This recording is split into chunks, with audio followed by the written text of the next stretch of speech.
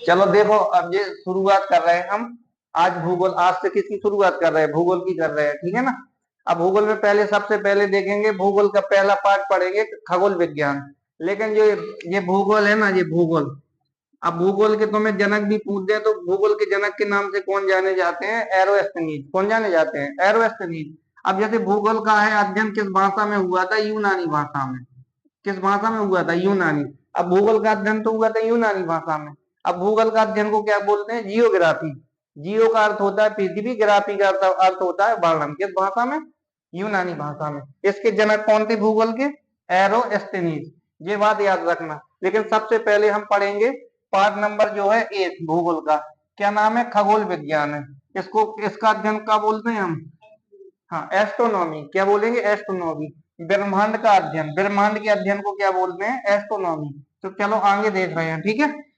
अब इसके आगे पढ़ेंगे हम ये एस्ट्रोनॉमी, ब्रह्मांड के बारे में। जो जो आंखें हैं, आंखें अगर आसमान के ऊपर जावे, जो अपन ऊपर को देखेंगे, जो नजर तुमको आ गया वो क्या है? ब्रह्मांड का हिस्सा। जैसे तारा है, वो किसके हिस्सा है? ब्रह्मांड के। जैसे हम ये हमारा पूरा क्या है? ब्रह्मांड है।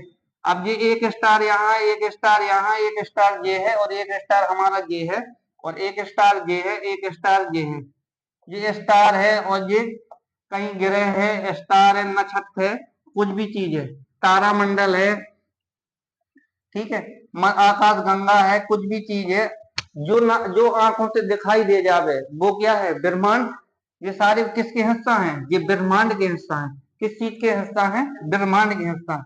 अगर हम देखेंगे ब्रह्मांड में तारामंडल भी है ना। तारामंडल की संख्या है, जैसे तुम तारामंडल बोल दे तो कितनी है? 89। अब ग्रहों की संख्या है 8। ग्रहों की संख्या 8 है। अब यही में नक्षत्र देखेंगे, नक्षत्र भी है। नक्षत्र 27 नक्षत्र। कितने नक्षत्र हैं? 27। तो तारामंडल, नक्षत्र, ग्रह, ये सारी चीजों से मिलके क्या बना है? ब्रह्मांड। और इसी में क्या है? आकाश गंगा। आकाश गंगा है। क्या है? आकाश गंगा। अब आकाश गंगा है, अब पूरी आकाश गंगा कितनी है? 100 अरब। कितनी आकाश गंगा है? 100 अरब। ठीक है। अब एक आकाश गंगा, जो एक आकाश गंगा है, आकाश गंगा, एक आकाश गंगा में देखेंगे हम बाबू, एक आकाश गंगा में कितने तारे होते हैं? तारे, जो तारे होंगे, या तारा लिख लो, तारा होंगे, कितने होंगे? 100 अरब। कितने तारा होंगे? 100 अरब। अब ब्रह्मांड में आकाश गंगाओं की संख्या कितनी है? 100 अरब। और एक आकाश गंगा में तारों की संख्या कितनी है? 100 अरब। ये मान लो कि ये हमारी क्या है? आकाश गंगा है। ये आकाश गंगा, ये भी आकाश गंगा है, ये भी आकाश गंगा, ये आकाश गंगा है, ये आकाश गंगा। इस आकाश गंगा में जो तारे होंगे कितने हैं? 100 अरब तारे हैं। 100 अरब तारे हैं। कितने तारे हैं? 100 अरब तारे। अब तारे जो बनता है, जैसे जैसे तारा बनाएंगे हम, पहले तारा के बारे में बात कर रहे हैं। जो तारा जो बनेगा, तो तारा बनने के लिए खुद की क्या होना चाहिए? ऊष्मा होगी। अब ऊष्मा होगी दूसरे नंबर पे, और क्या ऊष्मा या ताप बोल, इसी को क्या बोल देंगे? ताप बोल देंगे। ऊष्मा, या इसी को क्या बोल देंगे? ताप। और इसका आकार होगा, क्या होगा? आकार होगा। तीसरे नंबर में क्या होगा? घनत्व। क्या होगा? घनत्व। इसी को क्या बोलेंगे हम? तारा। जैसे सूर्य है हमारा, ये सूर्य है, तो ये यहाँ है, ये सूर्य है। सूर्य क्या है बाबू? ये सूर्य, ये भी तो क्या है हमारा? तारा। सूर्य क्या है? तारा। तो पहले हम सबसे पहले समझेंगे, ये सब समझने के पहले समझेंगे कि तारा बनते कैसे हैं, तारा की उत्पत्ति होती कैसी है, तारा बनने के लिए प्रक्रिया क्या क्या गुजरनी पड़ती है, और तारा समाप्त होते कैसे हैं। तो उसके बारे में आज जानकारी हम करेंगे, ठीक है ना। तो पहले ब्रह्मांड का अध्ययन क्या होता है? एस्ट्रोनॉमी। यही ना, ब्रह्मांड का अध्ययन। जो ऊपर जो आंखों से आंख उठा के जो देखते हैं, जो हमें नजर आ जाता है, वो किसका हिस्सा है? ब्रह्मांड का। जैसे चंद्रमा है, चंद्रमा ग्रह नहीं है, उपग्रह है, लेकिन किसका हिस्सा है? ब्रह्मांड का है। सूरज किसका हिस्सा है? ब्रह्मांड का। तारे किसके हिस्से हैं? ब्रह्मांड के। ठीक है ना, समझ गए ना बात को। तो ब्रह्मांड में जो तारे, अनगिनत तारे हैं, वो सारे क्या हैं? तारों तारों को मिला के क्या बन जाता है? ब्रह्मांड। अब जैसे 89 है हमारे, ये 89 तारामंडल है, 27 नक्षत्र है, और 8 क्या है हमारे? ग्रह। तो हम समझते हैं कि तारा बनता कैसे है। इतनी बात तो समझ में आ गई ना। चलो आगे देखते हैं।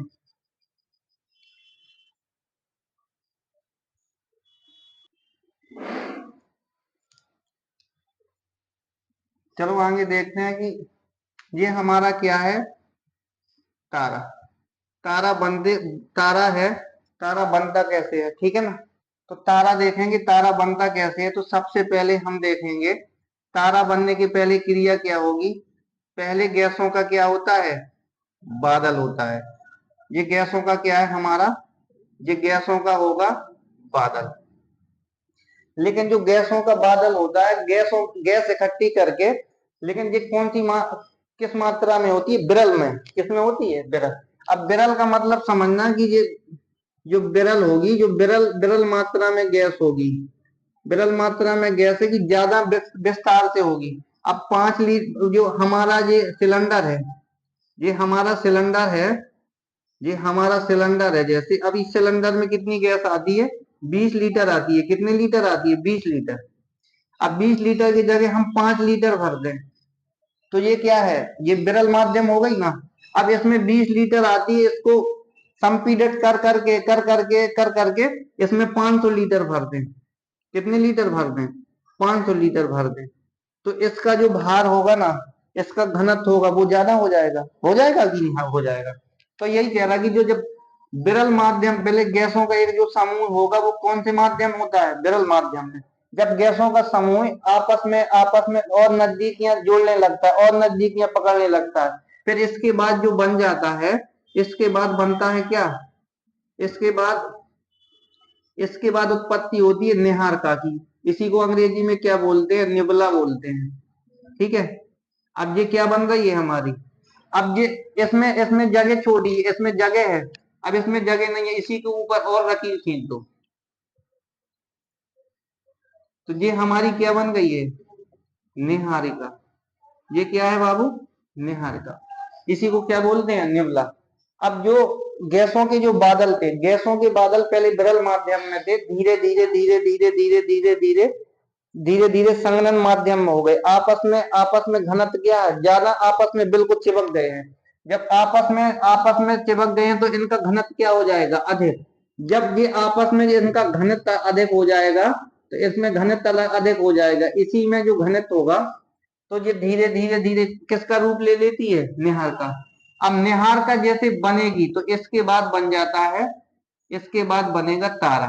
क्या बनेगा, तारा बनेगा। अब तारा बनेगा, अब तारा देखना, पहले विरल गैस का क्या है, गोला है, फिर निहार का है, फिर इसके बाद क्या बन जाएगा, तारा। अब तारा बनने के लिए इसमें कंडीशन होगी, जो गैस है, जो गैसों का घनत्व इकट्ठा हो गया है धीरे धीरे, गैसों का घनत्व, तो गैसों का जो घनत्व होगा, ये ठोस नहीं होगा। ये कैसा होगा, तरल माध्यम में। किस माध्यम में, तरल में।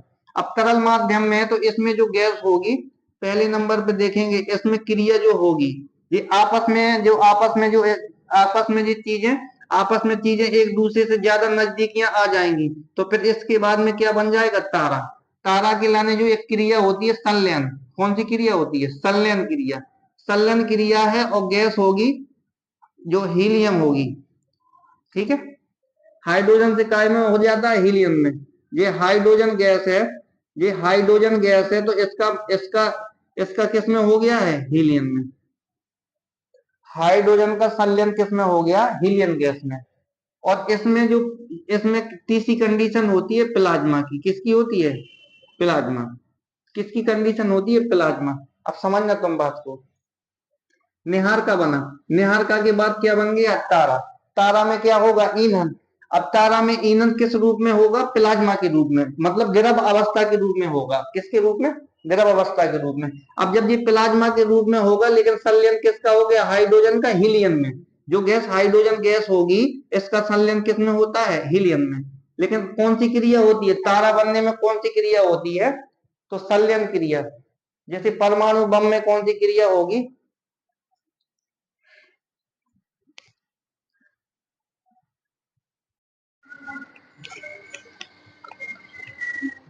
हाँ। तो तारा समझ गए, तारा जो तारा बनेगा ना हमारा, तो उसमें कैसी क्रिया होगी, संलयन क्रिया। और किसका संलयन होता है, हाइड्रोजन का हीलियम में। जो गैस होगी, हाइड्रोजन गैस हीलियम में हो जाएगी। फिर जो इसके अंदर जो द्रव भरा रहता है, तारा के अंदर जो तारा होगा, तो वो कैसी अवस्था में भरा रहता है कि प्लाज्मा अवस्था में। कैसी अवस्था में? प्लाज्मा अवस्था में। अब प्लाज्मा अवस्था का मतलब ये होता है, ये प्लाज्मा अवस्था, तो इसमें देखो ये ठोस हो गया है। अब दूसरे नंबर पे है, दूसरे नंबर पे, पहला नंबर ये ठोस हो गया, दूसरे नंबर पे देखेंगे हम ये क्या हो गया? द्रव हो गया है। अब तीसरे नंबर पे देखेंगे गैस, ये गैस है। तो ये तीनों जो कंडीशन है ना, तीनों कंडीशन में नहीं होता है प्लाज्मा। प्लाज्मा का मतलब होता है ना तो ये ठोस रूप में होगा, ना द्रव रूप में होगा, ना गैस के रूप में होगा।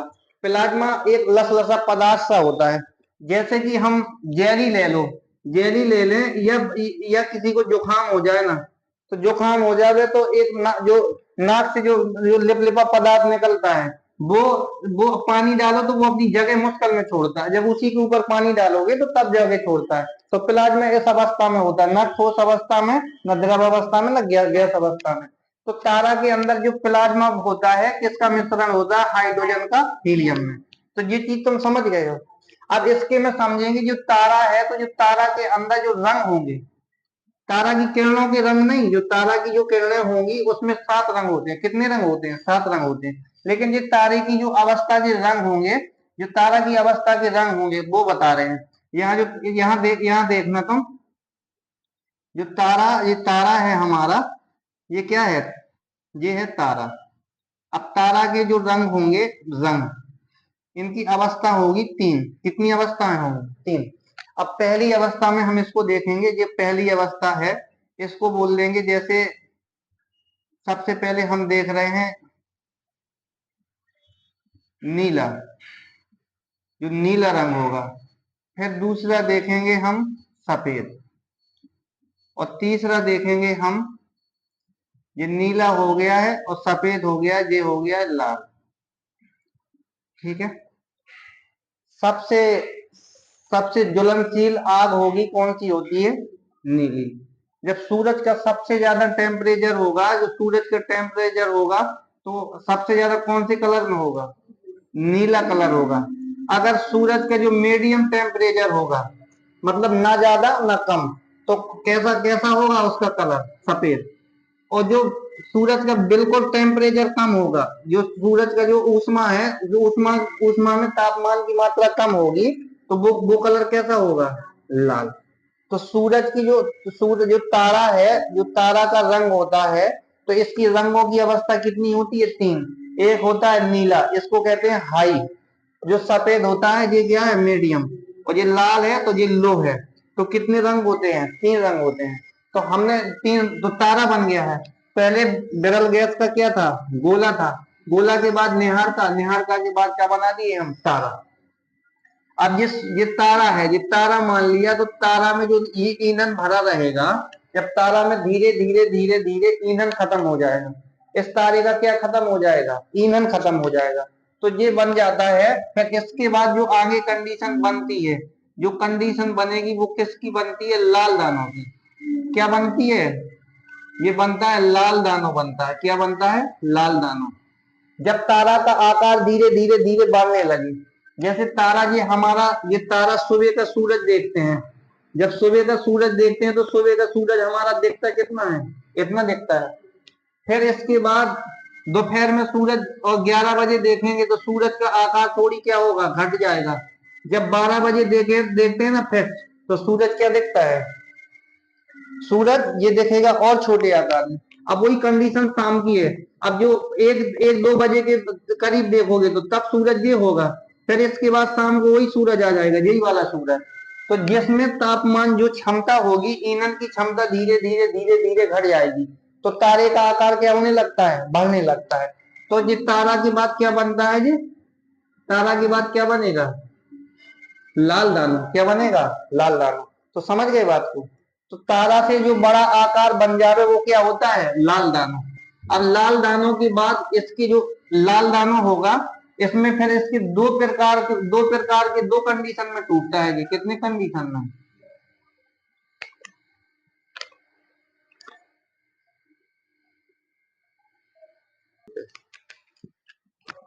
देखो, तो ये लाल दानव तो समझ गए ना। अब लाल दानव में देखेंगे, जब तारा है, यहाँ यहाँ यहाँ क्या बनेगा, ऊपर छोटा, और यहाँ नीचे बनेगा बड़ा। अब समझना तुम बात को। लाल दानों का आकार निर्धारित करता है, और जो एस चंद्रशेखर सीमा होती है 1.44, और ये 1.44, समझना अच्छे से, ये 1.44 और ये 1.44। अगर सूरज के द्रव्यमान से, सूर्य के द्रव्यमान से 1.44 कम है, तो वो कैसा तारा होगा, छोटा तारा बनेगा। कैसा बनेगा, छोटा। अगर सूरज के द्रव्यमान से 1.44 से अधिक है, तो कैसा तारा बनता है, बड़ा तारा बनता है। कैसा तारा बनेगा, बड़ा तारा बनेगा। जैसे अब तुम कहोगी जैसे सूरज, तो जो अग्नि तारा है, जो सबसे विस्फोटक तारा है, अग्नि तारा तो सूर्य से कई गुना बड़ा है। तो यहाँ जो लाल दानों बना होगा, आकृति जो तारों की आकृति है निर्धारित कौन करता है, लाल दानों करता है। और जो एस चंद्रशेखर सीमा है, एस चंद्रशेखर सीमा है, वो निर्धारित करती है। अगर सूरज से छोटा तारा है, सूरज से छोटा तारा था, इसके बाद वो क्या बनेगा, लाल दानों। तो जो लाल दानों बनेगा, तो सूरज से जो सूरज था, अब सूरज मान लीजिए हमारा सूरज था, अब लाल दानों इससे बड़ा बन गया होगा। अब सूरज नहीं, सूरज से कोई इतना छोटा तारा है, इतना छोटा तारा है, तो वो आगे लाल दानों बन गया होगा, थोड़ी बड़ा हो गया होगा। तो जो निर्धारित करेगा, आकार निर्धारित कौन करता है, लाल दानों। अब लाल दानों अगर एस चंद्रशेखर सीमा से, एस चंद्रशेखर सीमा से छोटा बनाया गया, अब जैसे ये वाला है, लाल दानों के बाद अगर लाल दानों से छोटे आकार का जो तारा बनेगा, तो वो क्या हो गया है, इसको क्या बोलते हैं हम, सफेद वामन। क्या बोलेंगे, सफेद वामन, या व्हाइट ड्वार्फ, सफेद वामन बोलेंगे। क्या बोलेंगे, सफेद वामन। जिसमें जीवाश्म होता है, जलने की क्षमता होती है, उसको कौन सा तारा बोलते हैं। लाल दानों के बाद जो तारा छोटा रूप रखता है, जिसमें क्या होता है, जिसमें ये, हाँ, जिसमें जलने की क्षमता होती है, या भविष्य में या जल धातु से क्या बोलते हैं हम, सफेद वामन। अब ये सफेद वामन धीरे धीरे धीरे धीरे धीरे जलना खत्म कर देता है। अब ये जलना खत्म कर देता है, तो लास्ट में कौन बनता है, काला वामन। क्या बनेगा, काला वामन। क्या बनेगा, काला वामन। याद रखना क्वेश्चन। अब यहां से देखना, पहले बनता है गैस, फिर निहारिका, फिर तारा, फिर इसके बाद लाल दानों। लाल दानों की अगर एस चंद्रशेखर सीमा से छोटा 1.44, सूर्य के द्रव्यमान से 1.44 छोटा है, तो क्या बनेगा, सफेद वामन।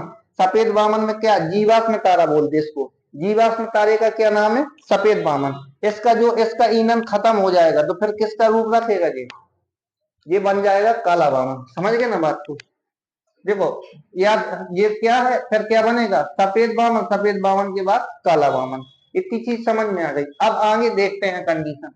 जो लाल दानों है, एस चंद्रशेखर सीमा, जो एस चंद्रशेखर सीमा 1.44 है, इससे आकार में जो बड़ा तारा होगा, जब इसके आकार में जो बड़ा, सूर्य से 1.44 गुना बड़ा तारा होगा, तो वो क्या है, लाल दानों की, जो लाल दानों बनेगा तो उसका आकार भी ज्यादा बनेगा। जो उसका आकार बनेगा, तो यहां बनेगा, तो इस बड़ा तारा बनेगा 1.44 से ज्यादा है, तो यहाँ जो तारा बनेगा, इसको क्या बोलेंगे हम, अभिनय तारा। अभिनय, इसका क्या नाम है, अभिनय तारा। यह सबसे ज्यादा विस्फोटक तारा। क्या बोलते हैं, विस्फोटक तारा। क्या बनता है बाबू, विस्फोटक तारा। क्या बनेगा, विस्फोटक तारा।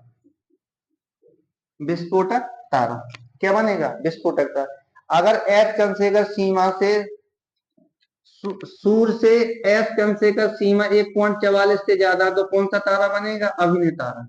अगर इससे छोटा है, तो कौन बनेगा, सफेद वामन, काला वामन। जिसमें जीवाश्म है वो सफेद वामन, जिसमें जीवाश्म नहीं है वो काला वामन। समझ गए ना बात को। अब ये अभिनय तारा बना है। अभिनय तारा, तुमसे क्वेश्चन पूछेगा सबसे विस्फोटक, ब्रह्मांड में सबसे विस्फोटक तारा कौन सा है, अभिनय तारा। और पूछेगा कि ब्रह्मांड में सबसे बड़ा तारा कौन सा है, तो अभिनय तारा। अब अभिनय तारा भी क्या होगा, अभिनय तारा भी धीरे धीरे धीरे धीरे धीरे धीरे धीरे अभिनय तारा विस्फोट करेगा। जब अभिनय तारा विस्फोट करता है, तो एक नए तारे का जन्म होता है। अपने तारा जब विस्फोट करता है तो एक नए तारे का जन्म होता है। हाँ, जब अपने तारा विस्फोट करेगा तो एक नए तारे का जन्म होता है। इसको बोलते हैं न्यूट्रॉन तारा। क्या बोलते हैं? न्यू न्यूट्रॉन तारा बोलते हैं। क्या बोलते हैं? न्यूट्रॉन तारा। समझ गए ना बात को? अब ये न्यूट्रॉन तारा है, अपने तारा ने विस्फोट किया, अपने तारा ने विस्फोट अपने आप को खुद से खत्म कर लिया तो कौन सा तारा बन जाता है? न्यूट्रॉन तारा। इसमें भी हल्का फुल्का जीवाश्म रहता है। अब न्यूट्रॉन तारा के खंड होंगे तो ये आपस में एक बना लेते हैं पल्सर, और फिर इसके बाद बनाते हैं एक और बनाएंगे क्वेसर। क्या बनाते हैं? क्वेसर, पल्सर, क्वेसर।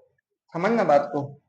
अपने तारा ने विस्फोट किया तो कौन सा तारा? न्यूट्रॉन तारा। न्यूट्रॉन तारा ने विस्फोट किया तो क्या बन जाता है? पल्सर और क्वेसर।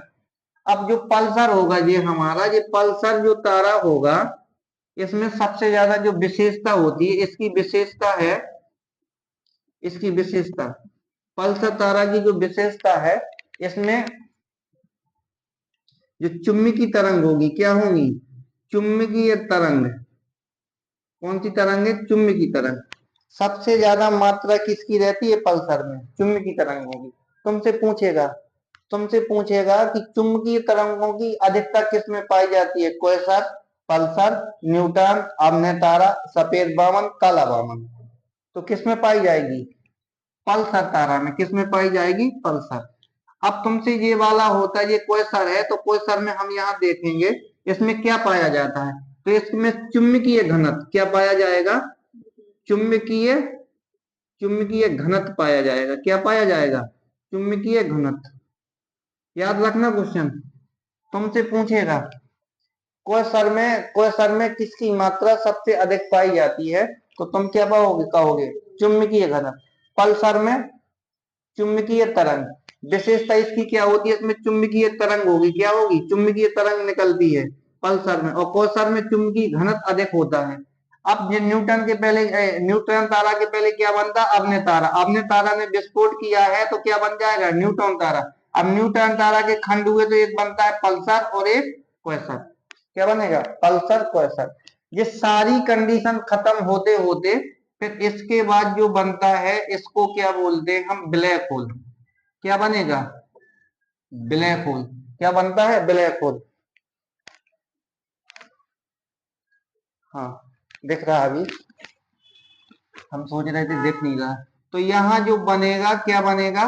Black hole. Black hole. इसी ब्लैक होल का अन्य नाम है कृष्ण छिद्र। क्या बोलते हैं? इसी को क्या बोलेंगे हम? इसी का अन्य नाम क्या है? कृष्ण छिद्र। ठीक है, याद रखना। इसी का अब क्या बनेगा? Black hole. जब तारे का जो अंतिम रूप होता है उसको क्या बोलते हैं हम? Black hole. अब ये तारे खत्म होके, तारों का ईंधन खत्म हो जाता है, तो तारों का ईंधन खत्म होके किसका रूप ढल रखते हैं? ब्लैक होल का।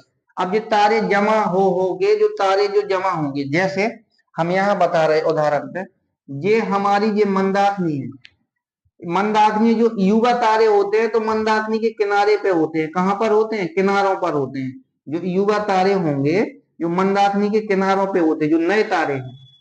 और जो तारों की अवस्था धीरे धीरे धीरे धीरे तारों का ईंधन खत्म हो जाता है तो यही तारे कहाँ चले जाते हैं? बीच में आएंगे। बीच में ऐसे ऐसे ये बीच में चले जाते हैं। तो जब बीच में आएंगे और जो ये वाला भाग है, इस वाले भाग में जो इसी को क्या बोलते हैं? जहाँ तारों की मृत्यु हो जाए, तारों की अंतिम रूप होता है, इसी को बल्ज बोलते हैं। क्या बोलते हैं? बल्ज। तो यहाँ तारे क्या हो जाते हैं? इकट्ठे होते हैं। ये तारे इकट्ठे होंगे तो इस चीज का क्या होगा? घनत्व सबसे ज्यादा। तो तुमसे पूछेगा कि सबसे ज्यादा घनत्व किसका होता है? तो ब्लैक होल का। घनत्व का मतलब कि कोई भी चीज है, अब जो हाइड्रोला जो, अब जैसे हम ये है मार्कर, मार्कर को कुचर के इतना सा बना दें तो इसका घनत्व क्या होगा? बढ़ जाएगा। जो घनत्व होगा तो घनत्व बढ़ेगा तो वजन उसका ऑटोमेटिक ज्यादा हो जाएगा। तो जब वजन ऑटोमेटिक ज्यादा हो जाएगा तो यहाँ बोलते हैं कि अगर अगर एक मुट्ठी बालू ले लें, यहाँ की मिट्टी ले लें, एक मुट्ठी मिट्टी ले लें तो 20 सांड के बराबर होती है यहाँ की। तो सबसे ज्यादा घनत्व कहाँ का होता है? ब्लैक होल का। इसको क्या बोलते हैं हम? कृष्ण छिद्र। क्या बोलते हैं? कृष्ण छिद्र। समझना। अब तुमसे ये भी बोलेगा तारा का अंतिम रूप कहाँ खत्म होता है? अंतिम रूप कहाँ बनता है? ब्लैक होल में। कहाँ पर होता है? ब्लैक होल में। तो समझ गए ना बात को? एक बार और समझ लो। पहले क्या बनेगा? विरल गैस। इसके बाद क्या बनता है? निहारिका। निहारिका से बनता है हमारा तारा। तारा से बनता है लाल दानो। लाल दानो एस चंद्रशेखर सीमा, जो एस है चंद्रशेखर सीमा। चंद्रशेखर चंद्रशेखर सीमा है। एस चंद्रशेखर सीमा। अब तुमसे पूछेगा कि ब्लैक होल की खोज किसने की थी? ब्लैक होल की तो किसने की थी? चंद्रशेखर ने। किसने की थी? चंद्रशेखर ने। एस चंद्रशेखर ने। इनको नोबेल पुरस्कार भी मिला था एस चंद्रशेखर ने। अब एस ब्लैक होल का विस्तार क्या हो रहा है? धीरे धीरे धीरे धीरे बढ़ रहा है। ब्लैक होल का विस्तार भी कैसा हो रहा है? धीरे धीरे। अगर एस चंद्रशेखर सीमा 144 से कम है सूर्य के द्रव्यमान से 144 से कम है, तो कौन सा तारा बनता है? सफेद वामन। इसको क्या बोलते हैं? जीवाश्म तारा। जब इसका धीरे धीरे धीरे धीरे ईंधन खत्म हो जाए तो कौन सा तारा बन जाता है? काला वामन। काला वामन। तो जब ये तो चमक रहा था, लेकिन काला वामन है ये चमकना छोड़ देता है। क्या छोड़ देता है? चमकना छोड़ देता है। फिर इसके बाद ये लाल दानो है। लाल दानो आकार निश्चय करता है। अगर लाल दानो की आकृति बहुत ज्यादा बड़ी है, सूर्य के 1.144 गुना से बड़ी है, तो एस चंद्रशेखर सीमा से पार कर चुका है, तो वो कौन सा तारा बनेगा? अग्नि तारा। इसी को क्या बोलते हैं हम? विस्फोटक तारा। क्या बोलते हैं? विस्फोटक तारा। अब ये अपने आप को जब खत्म करेगा, ये जब जब विस्फोट करेगा तो कौन सा तारा बनता है? न्यूट्रॉन। अब न्यूट्रॉन तारा में है, न्यूट्रॉन तारा से ये भी विस्फोट करेगा, कौन सा तारा बनेगा? पल्सर और क्वेसर। तो पल्सर में किसकी मात्रा अधिक होती है? चुंबकीय तरंगों की। और क्वेसर में चुंबकीय घनत्व की। अब ये सब अंतिम रूप लेंगे तो क्या बनेंगे? Black hole. जब ये ब्लैक होल बन जाएंगे तो ब्लैक होल बनेंगे। इसी का क्या नाम है? कृष्ण छिद्र। Black hole. तो ब्लैक होल में सबसे ज्यादा किस चीज की मात्रा होती है? तो ब्लैक होल का सबसे ज्यादा क्या होता है? घनत्व। क्या होगा? सबसे ज्यादा घनत्व। ठीक है। अब इसके बाद कल पढ़ाएंगे। आज के लिए इतना ही रहने दो।